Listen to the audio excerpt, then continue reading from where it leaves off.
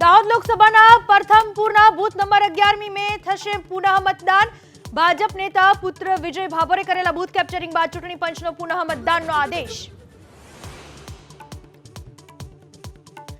ઇફકોના 7 ડિરેક્ટરની ચૂંટણીનું મતદાન પૂર્ણ। વિદેશ ગયેલા 2 સભ્ય સિવાય 180 મતદારે કર્યું મતદાન। થોડીવારમાં મતગણતરી થશે શરૂ।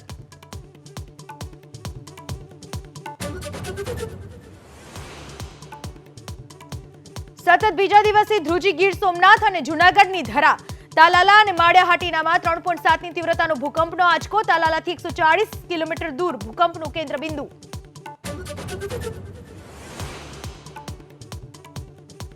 પાકિસ્તાનથી ચાલતા હાની ટ્રેપ રેકેટનો ગાંધીનગર સીઆઈડી ક્રાઇમે કર્યો પર્દાફાશ। પાકિસ્તાની લોકોને માહિતી આપનાર સામે કડક કાર્યવાહી। સાંજે સત્તાવાર માહિતી કરાશે જાહેર।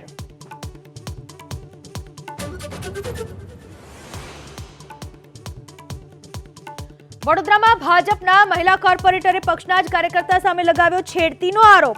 હિરેન બ્રહ્મભટ્ટે અપશબ્દ બોલીને જબરદસ્તી કરી હોવાની પોલીસ કમિશનરને અરજી।